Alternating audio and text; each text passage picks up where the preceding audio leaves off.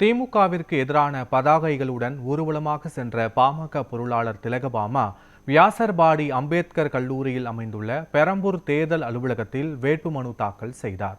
அதிமுக தலைமையிலான தேசிய ஜனநாயக கூட்டணியில் பாமக சார்பில் அக்கட்சியின் பொருளாளர் திலகபாமா பெரம்பூர் தொகுதியில் போட்டியிடுகிறார். இந்த நிலையில் வியாசர்பாடி பகுதியில் உள்ள ரவி ஈஸ்வரர் ஆலயத்தில் சிறப்பு வழிபாடு நடத்திய திலகபாமா தனது ஆதரவாளர்களுடன் திமுகவிற்கு எதிரான வாசகங்கள் அடங்கிய பதாகைகளை ஏந்தியபடி ஊர்வலமாக சென்றார். ஊழலுக்கு எதிராக நீதி வேண்டும், குப்பைக்கு மத்தியில் வாழும் மக்களுக்கு நீதி வேண்டும், பாலியல் வன்கொடுமை இல்லா சமூகம் வேண்டும், போதைப் பொருள் இல்லா பெரம்பூர் வேண்டும் உள்ளிட்ட வாசகங்கள் அடங்கிய பதாகைகளை கையில் ஏந்தியபடி சென்றார். இதையடுத்து வியாசர்பாடி அம்பேத்கர் கல்லூரியில் அமைந்துள்ள பெரம்பூர் தேர்தல் அலுவலகத்தில் வேட்புமனு தாக்கல் செய்தார்.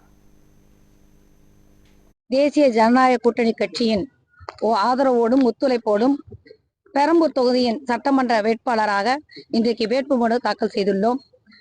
இந்த தொகுதியில் மட்டுமில்ல, முதல்ல ஒட்டுமொத்த தமிழ்நாடும் மக்கள் விரோத அரசு நடந்து கொண்டிருக்கிறது. அதை தூக்கெறிய வேண்டிய கட்டாயத்தில் இருக்கிறோம். அந்த வகையில் பெரம்பூர் தொகுதியும் இங்க இருக்கிற திமுக 2 பீரியட் இருந்திருக்கிறாங்க. இது அன்றைக்கு அடித்தட்டு மக்கள் அதிகம் வாழுகின்ற இந்த பகுதியில் அவர்களுக்கான எந்த பணிகளும் நிறைவேற்றப்படவில்லை. சட்டமன்ற உறுப்பினராக நாங்கள் பார்த்ததே இல்லை அப்படின்னு சொல்லக்கூடிய நிலைதான் இங்க இருக்கிறது. எனவே இன்னைக்கு அதிமுக தலைமையிலான இந்த தேசிய ஜனநாயக கூட்டணி தமிழகம் முழுக்கும் பேராதரவோடு வெற்றி பெறும். எடப்பாடியார் அவர்கள் முதலமைச்சராக அரியணை ஏறுவார்.